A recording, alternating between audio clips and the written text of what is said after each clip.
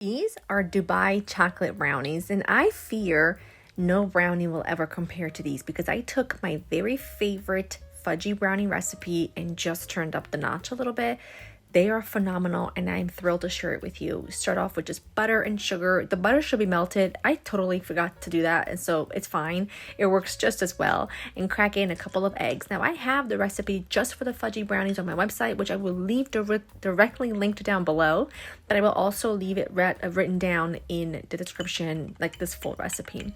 Then I added some vanilla and some instant coffee that I mixed with a little bit of water and give everything a really, really good mix. And then you're going to come in and just add your dry ingredients, cocoa powder, all-purpose flour, and a little bit of salt. The batter is a little bit thick because remember, it's a fudgy brownie. But also, I didn't melt the butter, so it was a little bit thicker than it will be when you make it with the melted butter. But it just worked out so well. So it's totally fine. Add in some semi-sweet chocolate chips, fold it all together, Moira style, if you know, you know, and then pop this into a lined 8 by 8 inch baking pan. Spread it out as best you can so it's nice and even. And this just needs to bake at 325 for about 35 to 40 minutes. Mine always take 37 minutes exactly. You want the edges to be quite firm, but the center to still be just a teeny tiny bit like fudgy. And then you're going to toast in some kadayif. I might be saying that wrong and I apologize.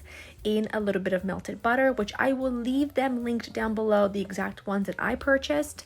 Toast them until they're lightly golden and then just set them aside to cool completely. And then I added some pistachio cream. Again, I will leave the one down below that I used because it's so good. And I pop that into the microwave for just a few seconds to loosen it. And I reserve a couple tablespoons for the top.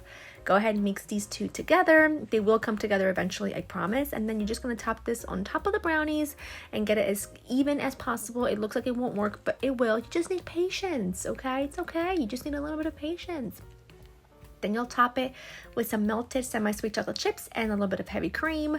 Get it as evenly as you can. And then you're going to just dollop a little bit of that pistachio cream that was left over all around the top. It does not have to be perfect. You can swirl it however you can. I just do a little doodad here and there.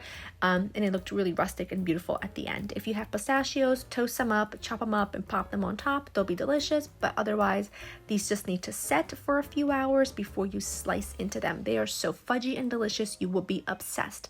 Check the description down below, and I hope you enjoy.